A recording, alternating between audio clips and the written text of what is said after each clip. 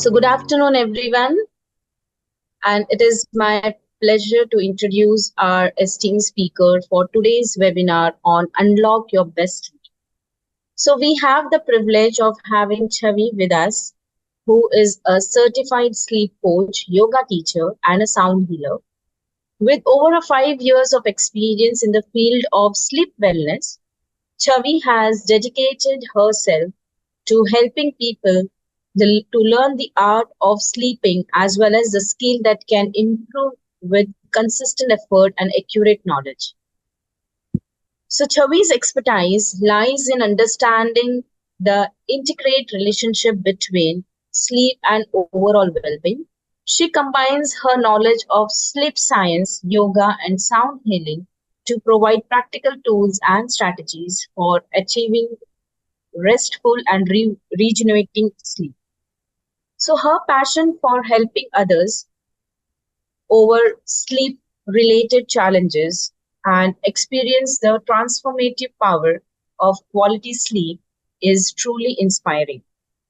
So, through this webinar, Chavi will be sharing a valuable insight, evidence based techniques, and actionable steps to unlock your best lives. So, please join me in giving a warm virtual welcome to Chavi, our expert speaker, as she will take us to the journey to discover the secret of optimal sleep. Chavi, we are thrilled to have you here and we eagerly look forward for your valuable presentation. Thank you so much, Ikta. Thank you for that welcome. And I am thrilled to be here with all of you today. You have taken out time on this Friday evening to learn about sleep, and that means a lot to me. And I'm sure we're going to learn so many interesting, informative, and entertaining aspects of our sleep. So I am pretty excited. And before we start with our webinar for today, I'm curious to know where have you logged in from? Where are all of you staying? So we'll have a quick poll so that I know where are all of you placed. So Ekta, if we can start with this poll. So, poll is live on your screen. Please share your answers so that we come to know about your where where do you have logged in. And Chavi has something a quick related activity also after this questions. Chavi, it will take a minute. You can meanwhile start with it. I will share in a while. All right. So let's get back to the results of this poll. In the meantime, I want all of you to get ready for meeting a few very interesting characters in today's webinar. Before we meet these characters, I'm quickly going to just check how is your energy level, how attentive are you feeling right now. So I'm just going to share my screen, and all of us are going to play a game together. This game might remind you of your childhood, something you might have played in comic books during your summer holidays or just to pass your time. Okay, so let's take you back into your childhood and let's play this game together. So the name of this game is Spot the Difference. I'm going to show you two images, and there are some differences between them. So you have to identify the differences, and once you find all of them, you are supposed to write them in the chat section. Let's look at these images. So now you have to spot the 5 differences between image A and B. You have the next 90 seconds to find these differences, and your time starts now. I see some answers coming in. So once you find all 5 differences, write them down together and send them in the chat. Okay, someone is saying smile of the bear. Then there's B, leaves. Okay, I think we have one answer. Wait. Okay, I think Karan has gotten all 5 of them correct. Mayur has also got the right answer. Excellent. We have the last 10 seconds. Guys, please share your answers. And we close this in 5, 4, three, two, and one. Okay, let's have a look at all the five differences. Some of you got the answers right. So these are the five differences. I think Mayur and Anurag, you got the right answers. Well done. And now let's move to the next part of this webinar, which we call as Unlock Your Best Sleep. This experience will give you the tools and the direction to unlock the best sleep performance that you can using simple lifestyle changes and changing your behavioral patterns in a way that these changes help you to sleep better and make you more productive. But before we get into the information or the scientific aspects of this webinar, I would like you to meet someone. I'd like you to meet Billu. Billu is a corporate cat who lives in Goa. He's a sales representative in a multinational company. Billu is a happy go lucky cat who loves to relax himself. And in his free time, he has a bunch of hobbies, such as he loves to dye his hair and change his hair color every 2 weeks. So he loves to visit the spa, he loves to get his hair conditioned, cut, and he keeps changing his hairstyles. Along with that, he also loves to chase mice. All was great in Billu's life until one day when the pandemic hit. This was in 2021. And as soon as the pandemic started and work from homes happened, Billu and his friend Sheru, they found themselves getting extremely stressed because their working hours grew longer and they had no idea how to adapt to the change of working from home. As a result of it, Billu found himself extremely stressed, tired, burnt out, and the lack of work life balance had also started to impact his sleep. And these changes grew so much that one day he realized something. He had been robbed. Somebody had stolen Billu's sleep and he was unable to fall asleep at night. As a result of which, he would stay awake for many, many hours, feeling anxious and way too awake. This continued when work from home ended, and Billu would often show up to work in dark circles and would be found asleep in very odd places, such as his work desk and others. Billu would be found asleep in some very, very odd places. And one day, his boss found him in the toilet. Billu's boss caught him dozing inside the toilet in the commode, and his boss was concerned. So Billu's boss called him into his office and he had a discussion with him. This is what their discussion was.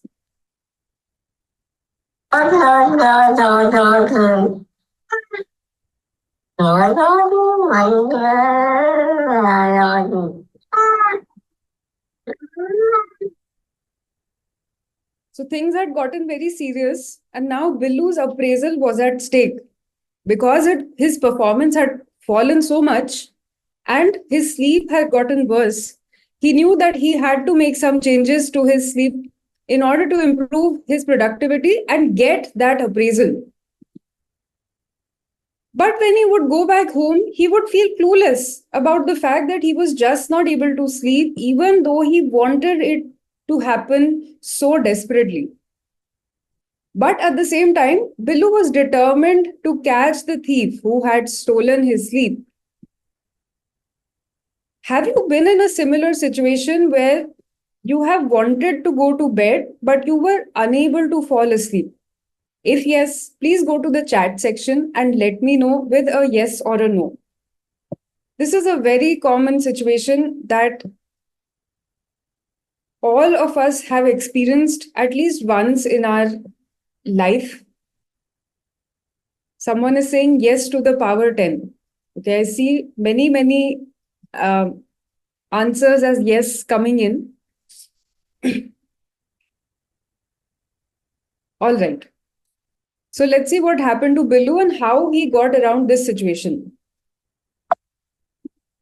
Now, Billu was determined to catch the thief who had stolen his sleep, and so he went to the beach. As he was walking on the beach, he found a mysterious scroll. When he picked up the scroll, he was shocked. It was addressed to him. The scroll said, "Dear Billu, learn the 20 by 20 rule and practice a pre sleep routine." Billu was curious about these suggestions and he wanted the appraisal and he was ready to try anything and everything. So he went back home, he did some research on the 20 by 20 rule, and this is what he found. The 20 by 20 rule is a technique to help you when you just can't fall asleep. Let's have a look at this technique. There are 4 steps of the 20 by 20 rule. Look at step number 1. Now, let's say you have been awake in your bed for longer than 20 minutes and you're unable to fall asleep.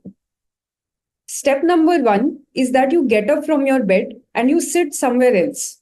So you could sit on a couch, at your desk, or any other space in your room. Then, once you sit at this other spot, pick up an activity that does not involve a screen. So you could read, write, you could listen to a podcast, you could meditate, etc. Any kind of offline activity. And do this activity for 20 minutes. This is step number 2. Now, step number 3 is after 20 minutes of doing that activity, go back to your bed and try to relax yourself for 20 minutes. If after doing step 3, you fall asleep, that's great, you have solved your problem. But if you are still awake, then you should repeat step 4, which means that you repeat the whole cycle of step 1, 2, and 3. When you practice the 20 by 20 rule, it will eventually help you to relax and get tired enough that your brain switches off and puts you in a state of sleep.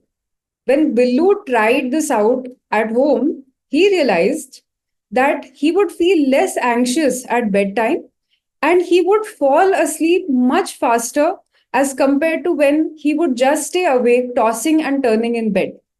So, this technique was extremely useful for Billu. Billu also found the 5 reasons why adults find it difficult to fall asleep. Number 1 is because of health conditions such as insomnia, which is characterized by untimely wakefulness, a difficulty or inability to fall asleep at night. Other health conditions that influence your ability to fall asleep include side effects of medications. So, there are certain types of medicine families, such as amphetamines, that also create a side effect of wakefulness at night. And other health conditions like diabetes, anxiety, etc., can also create a state of stimulation that makes it tough for you to fall asleep. The second common reason for difficulty in falling asleep is an excess of caffeine. Now, if you consume tea or coffee too close to bedtime and the concentration of caffeine in these beverages is high, then they can make you feel less tired and more alert. And this effect is what prevents you from falling asleep. Number 3 is high stress levels. Cortisol, which is the stress hormone of the body, if it is present in very high concentration within the body, it prevents you from relaxing and instead you feel alert and awake. So, if you are chronically stressed, the stress level, which is signified by cortisol, that too prevents you from relaxing enough that you can fall asleep. Number 4 is a long evening nap. Now, if you take a nap too close to your bedtime, that reduces the amount of sleep pressure that you feel at night. This is quite common. If you take a nap in the evening, you might struggle to fall asleep at bedtime. And number 5 is LED light exposure. LED light has a property that as soon as your eyes are exposed to it, it reduces the level of melatonin within the body. Melatonin is the body's sleep hormone, which means that your body requires a minimum amount of melatonin in order to enter into the state of sleep. Okay, let's look at point number 5 in more detail. How does LED light exposure affect melatonin production? Look towards your right side.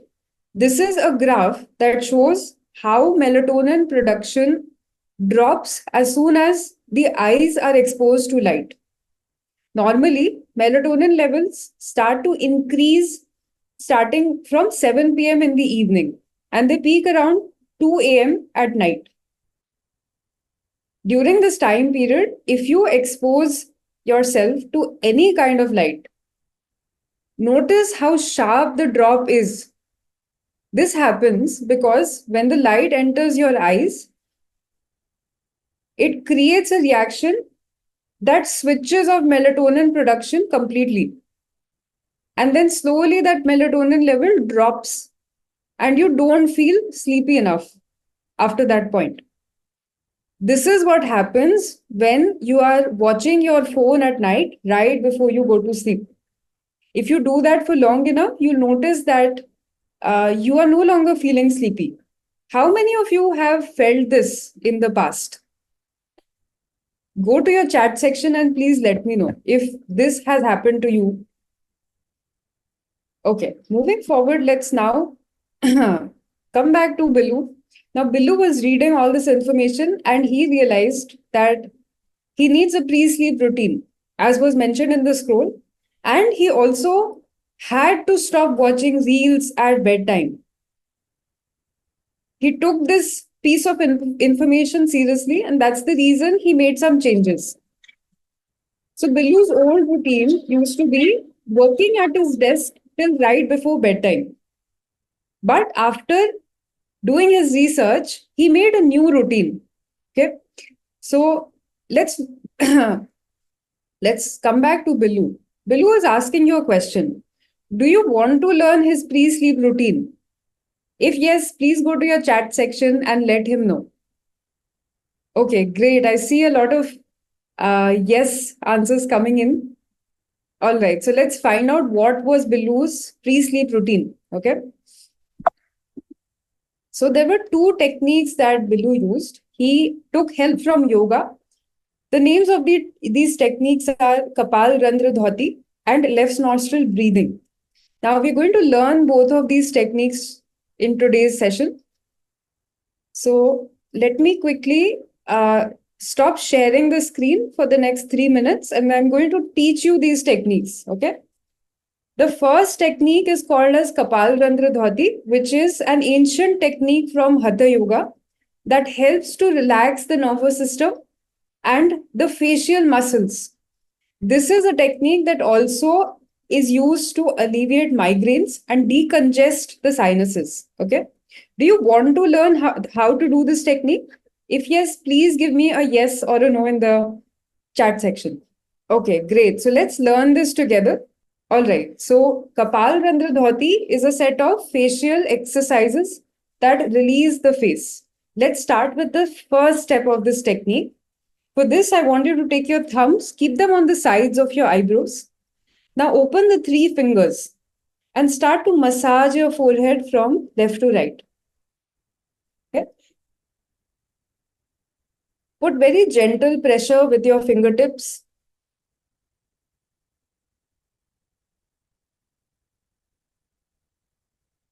If you're having a long and tiring day, if you're stressed today, then this is one technique that will instantly make you feel lighter, more relaxed.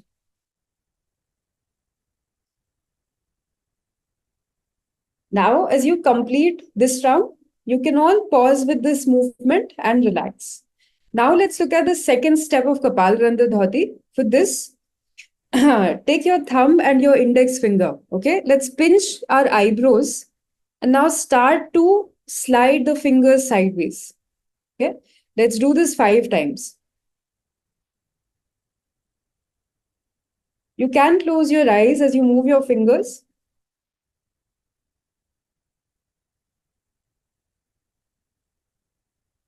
Okay, let's complete this movement and now you can pause again. Okay, let's come to the third step of Kapalrandha Dhoti.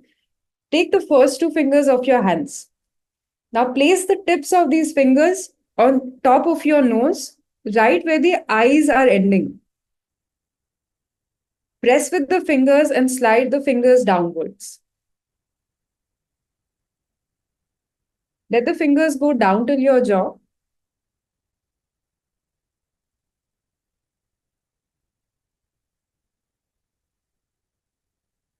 And now, as you complete this round, you can again pause yourself.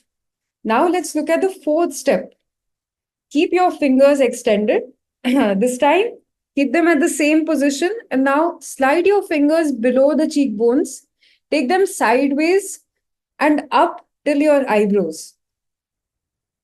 Those who experience congested sinus, practice this every morning for 4 to 5 minutes, and you'll see that your discomfort will reduce significantly. Okay, let's get two more rounds and then you can all pause.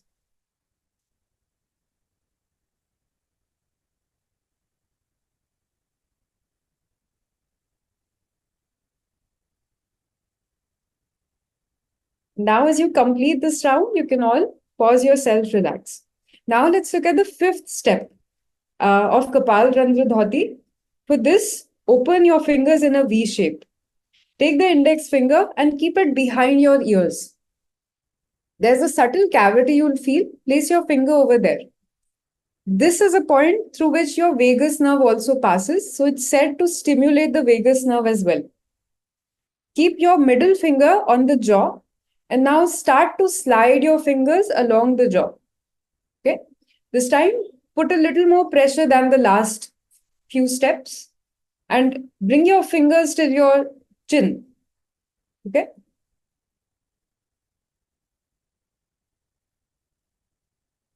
let's do this 4 more times. You might feel an instant lightness on the face,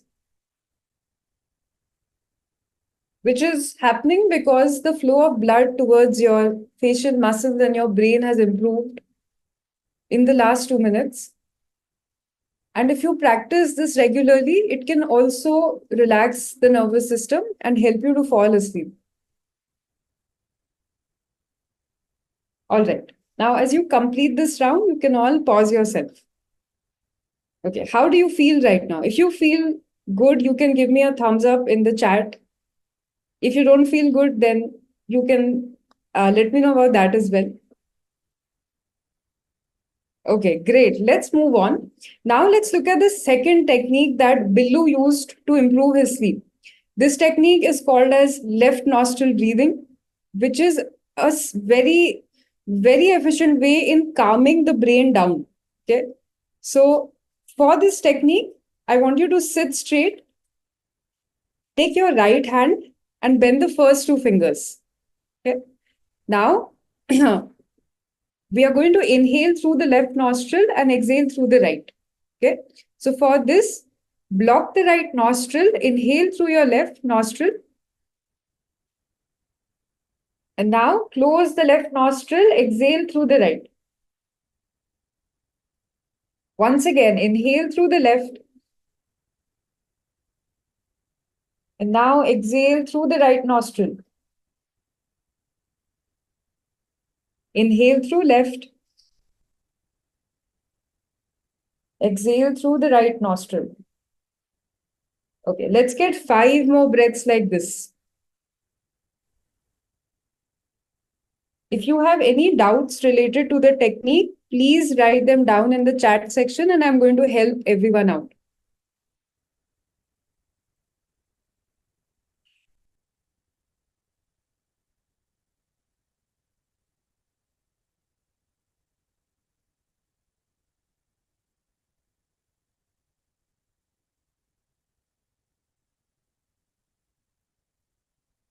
You might start to feel the effects already. Let's get two more breaths and then you can all pause yourself. I don't want you to do too much of it now because it might make you feel little sleepy, which I don't want right now.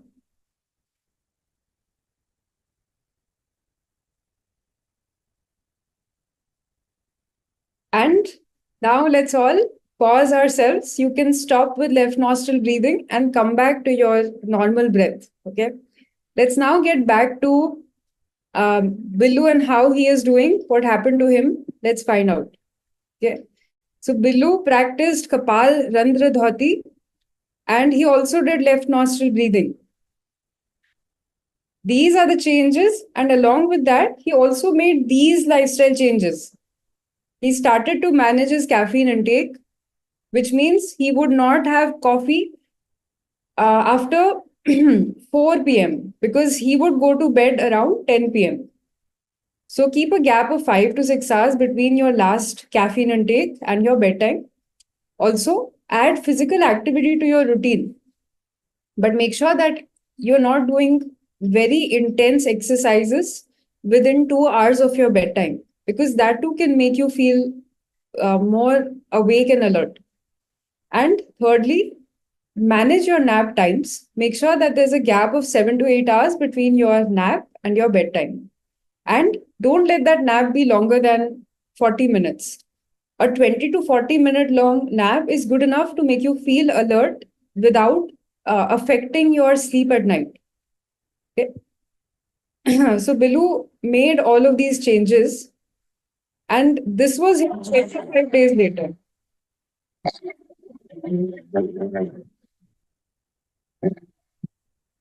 So he would be fast asleep, uh, and he had solved his problem basically.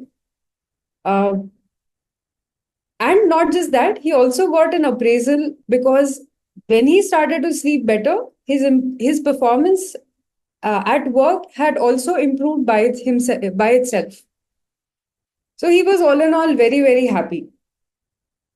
Now, Bilu has a few questions for you. The first question is, which of the following decreases sleep pressure at bedtime? Is it A, caffeine? Is it B, daytime naps too close to bedtime? Is it C, both? Or is it D, none of these? You can go to the chat section and let me know the correct answer. I see a tie between C and D. Okay. So the correct answer is C. Sleep pressure is the body's urge to fall asleep. This is generally felt when the body is feeling tired enough and when your melatonin level has reached its threshold. That's when the body signals that it's time to sleep. So, this is what we call as sleep pressure. Coming to the next question. If you are struggling to fall asleep, which of the following actions will help you? Is it A, watching Netflix to kill time? Is it B, waking up your sleeping partner so that you are not alone? Is it C, 20 by 20 rule? Is it D, lying in bed and worrying? Please go to your chat section. Let me know the right answer. Kiran says she loves the option B. Let's hope nobody attempts option B because that creates more consequences that might keep you awake for way longer than otherwise. All right, so most of you got the answer right.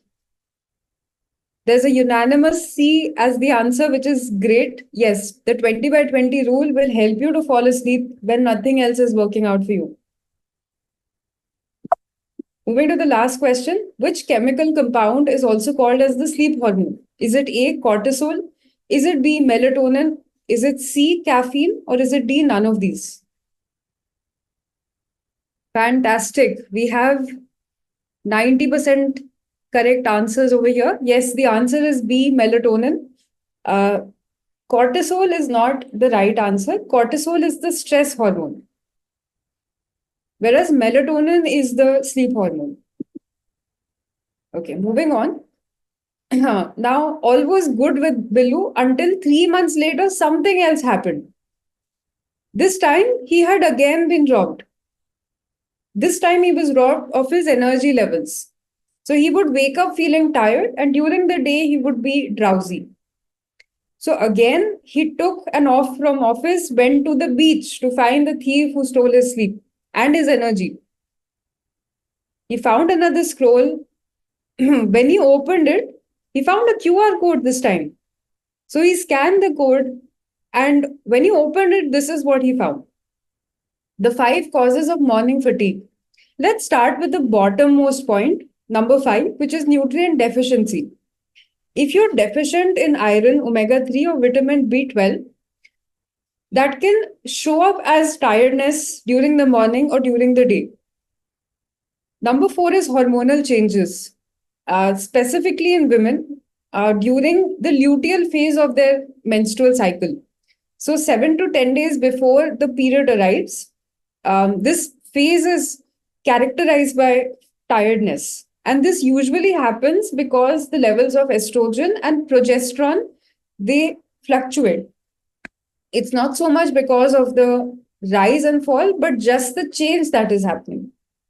Number 3 is dehydration. Now, melatonin production is dependent on water indirectly. And in the long run, if you are dehydrated, that can also affect the quality of your sleep. And that will also affect how well your muscles recover. So, when your muscles have not recovered well, and that happens because you are not drinking enough water, that too can, come up as tiredness of the body. Now, let's look at point number 1 and point number 2. Point number 1 is sleep debt. Sleep debt is the number of hours you should have slept, but you didn't. Okay. I want you to focus on the first point for a while because we'll discuss it more. Speaking of energy levels, how is the Josh today? How energetic are you feeling? On a scale of 1 to 10, how is your energy level? Is it below 5? Is it 5 to 8? Or is it 8 to 10? Please go to your chat section and tell me how is your energy level out of these 3 options. Some people say that since it's a Friday, energy level is always high. So, if that is also the case with you, which I think it is since I'm getting a few answers over here, then that's great. I'm sure that most of us feel more energetic on Fridays. Okay. So, I think 5 to 8 is the most common answer. Let's move on. Let's understand what exactly is controlling our energy levels. Uh, yeah. So, coming back to these 5 points, let's discuss the sleep debt in more detail. Sleep debt is the number of hours you should sleep and the difference between that and how many hours have you actually slept. This is how we quantize sleep deprivation. And now there are many organizations who also use it as a KPI. So sleep debt has more practical applications today. So let's say if you should be sleeping 8 hours, but you only sleep 6 hours, how much sleep debt have you collected? Please go to your chat section and let me know the correct answer. Okay, so we have 2 answers coming in. No, it's not 4 hours, it's not 6 hours. The answer is 2. You've collected 2 hours of sleep debt because sleep debt is the difference between number of hours you should have slept and the number of hours you're actually sleeping. How to identify if you have sleep debt? There are 4 ways to do that. The first one is that in the morning, when your alarm rings, you feel like sleeping for more time. So, if you feel like snoozing the alarm, sleeping for another hour, there's a high likelihood that you are collecting sleep debt. You have some pent up sleep debt. Number 2 is if you oversleep on the weekends. Let's say you sleep 6 hours on weekdays, but on the weekend you sleep for 10 hours, 12 hours. Then there is 100% likelihood that you have collected some sleep debt during the week, which you are releasing or compensating for on the weekend. How many of you experience this? Point number two. Please go to your chat section and let me know. So, Prem, you've asked a very interesting question. Can sleep debt help in sleep? Sleep debt can help you in falling asleep, but it does not help you in any other way when it comes to sleep. That is the only property of sleep itself that it helps in. So, this means that let's say you don't sleep enough today, tomorrow when you will go to bed, you will fall asleep faster. And that's because your body has collected enough sleep pressure that influences you to fall asleep easily. Okay, now let's come to point number three. Okay, if you fall asleep within 5 minutes of lying down, if you experience point number one and two, and with that you experience point three, then there's a high likelihood that yes, you have some sleep debt accumulated, and that's the reason you're falling asleep fast. Okay, and then number four is if you have been sleeping for 6 hours or less for longer than a month. Now, after reading point number four, there are a lot of people who have this thought in their mind. But I've been sleeping for 6 hours all my life and I feel fine. Do I still have sleep debt accumulated? How many of you had this thought in your mind? Please go to your chat section and let me know. Okay, this is a very relevant question. And today we are going to break the answer down. We'll find out whether it is okay to sleep for 6 hours or should you really sleep for 7 to 8. Prem Kumar, sleeping for sound sleep for 4 hours is enough. Okay. So is 4 hours enough? Is 6 hours enough? Let's find out. According to research, only 10% of world population has the genetic type that allows them to function efficiently on 6 hours of sleep. The other 90% of the world needs 7 to 9 hours of sleep. So, this means that most of us are likely to be requiring 7 to 9 hours of sleep as compared to 6 hours. And if any one of you feels you are okay with 4 hours of sleep, then you might not feel you need more sleep, but it is creating a side effect on the body. It's putting more load on certain organs, affecting your metabolism and other processes that happen on the inside. So there could be an ongoing ripple effect of just 4 hours of sleep that you're not able to feel right now, but it might show up as a change in your health in the future. So 4 hours is a complete no. 7 to 9 hours is the norm. 10% of the world can function on 6 hours and can complete the sleep performance in 6 hours. There was a recent study done by a working man in his 40s who slept for 6 hours for 3 months and then 8 hours for the next three. And this is what he found as differences in his day-to-day life. So when he was sleeping for 6 hours, his energy levels would fluctuate way more often, and the rise and dip in his energy would be sharper. He felt brain fog, thought process got slower. He also realized that his fitness levels were not improving at the same pace. Listening capacity dropped, and the quality of his skin it had also changed. But despite all of this, he did get 2 extra hours in the day. For the other 3 months, when he started to sleep for 8 hours, he felt more focused. Um, his skin, hair, and eyes, they were healthier, and his response time his cognitive processes were more efficient. And with that, he also had fewer digestive issues. So, this is just the experience of one person. We are not taking this as the absolute truth, but just wanted to share that these could be some changes that could be happening to you as well. Okay.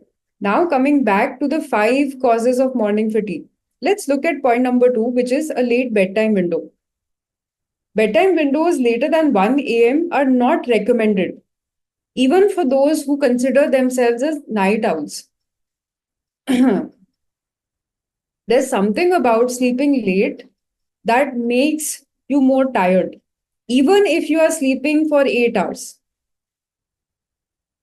Speaking of energy levels and bedtime windows, tell me, what is your usual bedtime window? Is it A, 9 to 11 p.m.? Is it B, 11 p.m. to 1 a.m.? Or is it C, 1 a.m. to 3 a.m.? Please go to your chat section and let me know, what time do you usually go to bed? I see 11 p.m. to 1 a.m. Um, is the most common answer coming in, which is good. I think it, practically it's a good time window for you to go to bed within. Okay, let's now find out, why does bedtime matter? Whether you sleep at 2 a.m. or 10 p.m., what difference is it creating? Okay, to understand that, let's have a look at the Chinese body clock. Okay, this is the Chinese body clock. If you look at it closely, you'll see that there are timings marked on it. So there is midday, sundown, sunrise, and there's timing as 12 p.m., 2 p.m., 6, 4 p.m. And with each of these time windows, which are 2 hour long time windows, there is a specific organ associated. So let's say a time window for the small intestine is between 12 p.m. and 2 p.m. Similarly, for the bladder, it's between 2 p.m. and 4 p.m., etc. Now, according to Chinese medicine, energy or life force in the form of qi circulates throughout the body. This is what we call as pranic energy in Indian medicine. This is the energy that keeps us alive, and it also helps to run our organs efficiently. During the daytime, the energy of chi, it circulates through different organs and lets them perform specific functions. So chi is what digests food in your stomach, processes it in the small intestine, etc. Now, what happens at night during the sleep timings is that this chi gets withdrawn by specific organs. So some organs, they absorb this chi and they use this energy to repair themselves. So now let's look at which organs are doing this. Okay. Look at the time period of 12, 12 a.m. 12 a.m. is associated with the gallbladder. Similarly, 2 a.m., the window between 1 a.m. and 3 a.m. Is associated with liver performing certain functions. And similarly, the lungs and intestine, they are also having respective functions that they do when the body is in sleep. Now, for these organs to efficiently perform repair and restoration, sleep is important. During sleep is when these organs are able to take chi within and restore themselves, so that the next day you feel more energetic, you're able to perform functions efficiently. If you are not sleeping within these hours and you're depriving your body of sleep, then these organs are not able to absorb that energy to repair themselves. And as a result of that, the next day, when you wake up, you feel low on energy because your organs have not repaired and restored themselves sufficiently enough. So, because the organs are not replenished, restored enough, That's the reason why our whole body does not feel as energetic. And we have to put more effort to get the same tasks done. That is the reason it's important for you to start to wind down and go to bed at earlier times between 9 p.m. and 1 a.m. So it's not like you should be in bed by 9 p.m., but you should start to wind down and decrease the amount of activity that you are doing so that you are preparing your body to rest and then eventually go to sleep. Now, if you don't sleep within the time window of 9 p.m. to 1 a.m., it can also result in other effects. Yeah, so here are other signs that a late bedtime window is also impacting your health. Okay.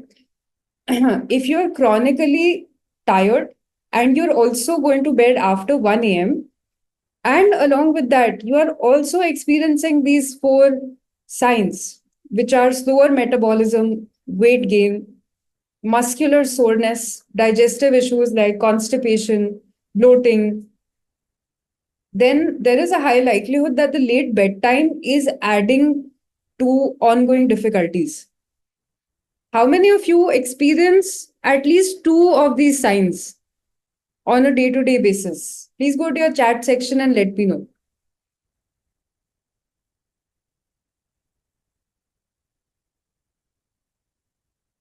Um, so the time window is between 9 p.m. to 1 a.m. Okay.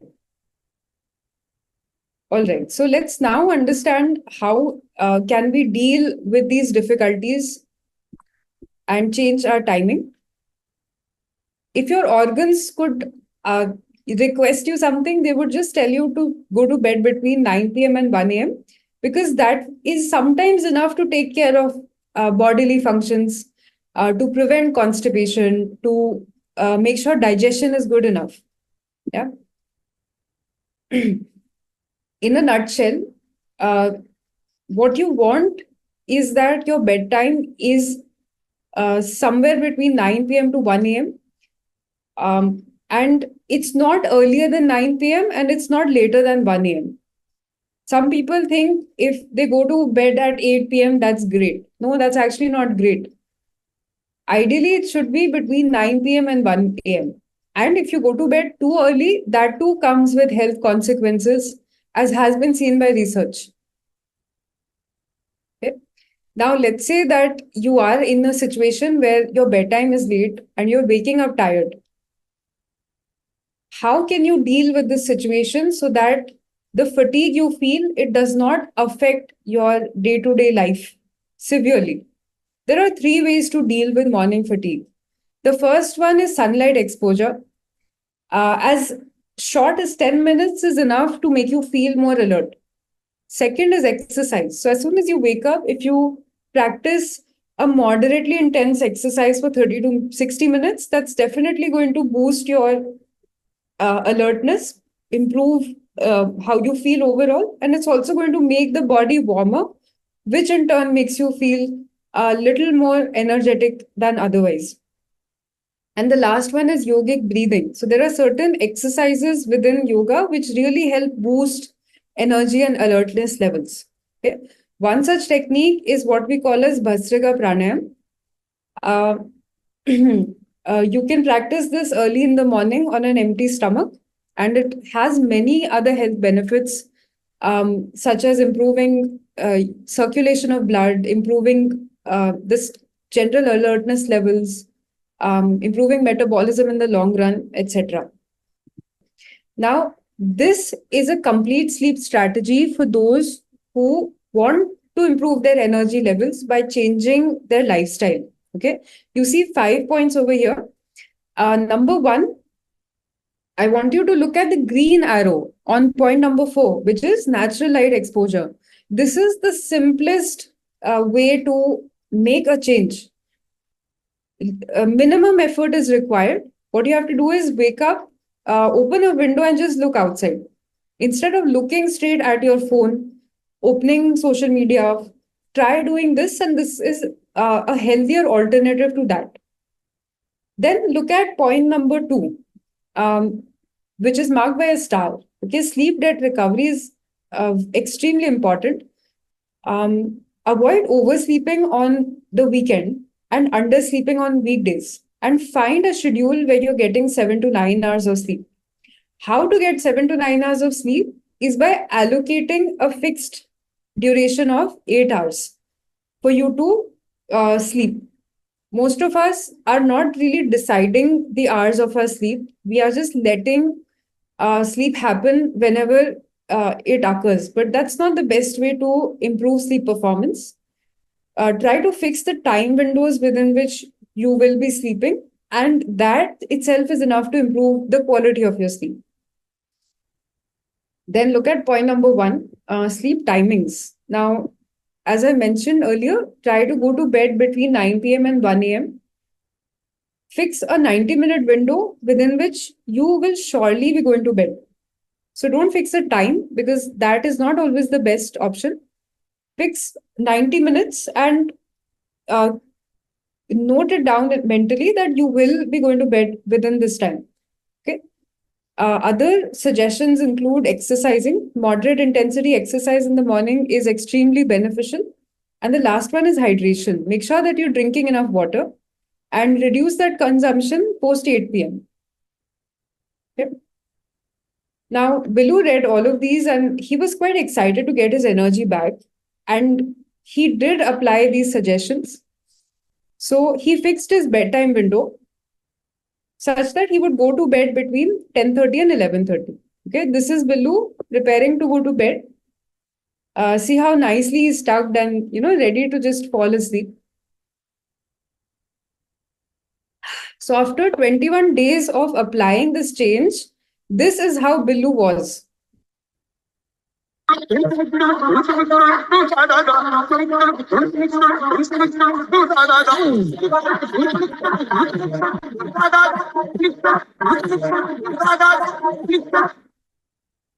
Billu's energy level just skyrocketed after he made these changes. And he was probably the most energetic employee in his organization. Now he has a question for you. How much gap should you keep between your last caffeine intake and bedtime? Is it A, 5 to 6 hours, B, 3 to 4 hours, C, 1 hour, or D, none of these? Please go to the chat section and let me know.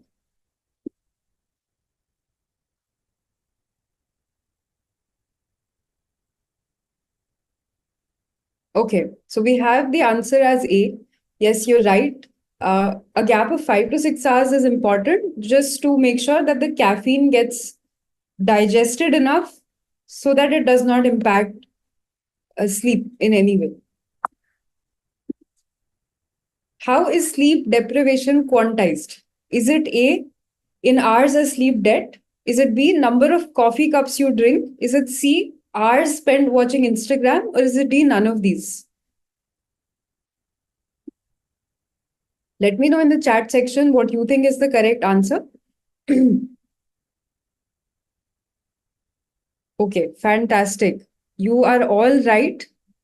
The answer is A. Sleep debt is how we quantize sleep deprivation. Okay. Now, Billu had understood all this and everything was good with him for about a year until something else happened. This time, he was again robbed. This time, he was waking up multiple times at night. And he had no clue why was that happening. So, somebody had again stolen his sleep. He went to the beach to find the thief. This time, again, he found a scroll. And when he opened it, the scroll said, "Dear Billu, you need a health checkup. You might have a nutrient deficiency." So Billu was curious about the link between nutrients and sleep. And as he Googled, this is what he found. Certain nutrients, when they are deficient, they also impact sleep in various ways. Okay. So here are 6 nutrients and how they're impacting your sleep. Vitamin D results in shorter sleep duration. Magnesium is known for creating disruptions if it is deficient, and also can create higher risk of insomnia. Iron deficiency is often felt as morning fatigue and can also create disrupted sleep. Vitamin C also impacts sleep duration, can shorten it. Vitamin B12 also can be felt as fatigue, can increase the risk of insomnia. And omega 3 can also create disrupted sleep in the long run. Research has shown that it also reduces REM sleep. REM sleep is important to ensure that mental recovery is sufficient. And when that gets impacted, that can also create fatigue. So, if any one of you has a certain deficiency, please get get it checked, address the deficiency because it can also start to affect your sleep. Now, Billu noticed something else, that every night he would wake up around the same time windows. So he was waking up between 1 a.m. and 3 a.m. As he started to read more about these time windows, he realized that each of these time windows are linked to a specific organ dysfunctioning. So if you're chronically waking up between, let's say, 1 a.m. and 3 a.m., uh, it could be linked to some suboptimum quality of your liver functioning. And the same goes for the endocrine system, for the gallbladder, etc. So if you experience untimely wakefulness happening within these time windows, you can always get an organ functioning test done to make sure that the organs are all working optimally. And these are all tests that you should be getting once at least every year, just to ensure that your body is healthy. Okay. Now, there are other causes of sleep disruptions as well. Let's look at the first point, which is an untimely rise in glucose levels, which is quite common in diabetes, certain types of diabetes. Uh, the second one is room environment. Now, if you're a sensitive sleeper and there's too much noise, light, or disturbance from a sleeping partner, if your sleeping partner snores, that can easily disrupt your sleep. And if your room temperature stays too high, that too makes it tough for the body to fall asleep. Number three is aging. Um, Melatonin levels, they start to decline after the age of 45. Um, and that too can create disrupted sleep. And then number four is insomnia, sleep apnea, sleep disorders, which are characterized by disrupted sleep. So Billu went through all this information and he immediately made some changes. He started to practice yoga to control his stress levels. He also got a liver function test done just to make sure that everything inside was all right. Not only that, he also started using certain devices to improve the quality of his sleep. So he bought earplugs, eye masks, and blackout curtains. All of these devices are available on Amazon and they're quite reasonable in price. I think most of them are below 1,000 rupees. So if you have a serious sensitivity to light or sound, you can buy these and they will significantly improve the quality of your sleep. Billu also added these food items in his diet because he knew that he is getting older. He started to have these melatonin rich food items in his dinner time, which he would have about 2 to 3 hours before his bedtime. Okay? You can also add them to your diet. Um, Make sure that you consult a nutritionist before making such changes to your diet. Okay?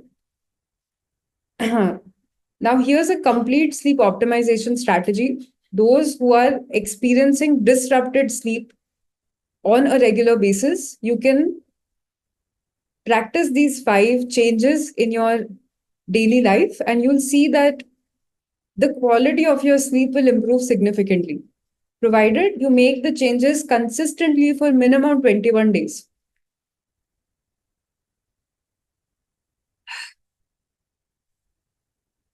Now, moving on.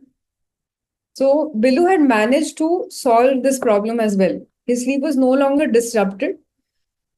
He had found his sleep, but there was one thing that was really irritating him, that even though his sleep problems had resolved, he was not able to catch the thief. So now he wants your help in finding this thief who had stolen his sleep 3 times. Within this set of alphabets are the names of two thieves who had stolen Baloo's sleep 3 times. So now please go to the chat section, find the names and share them in the chat. Okay, so we have the right answer. One of the answers has been shared by Ashwini. So we have found the first thief of Baloo's sleep, and we have also found the second. So Hamad has shared the name of the second thief. Thank you so much for these answers. The answers are habits and lifestyle. So Billu wants to thank you for finding the thieves for him. At the end of the day, it is our habits and our lifestyle which are influencing our sleep the most. And that's about it from my side.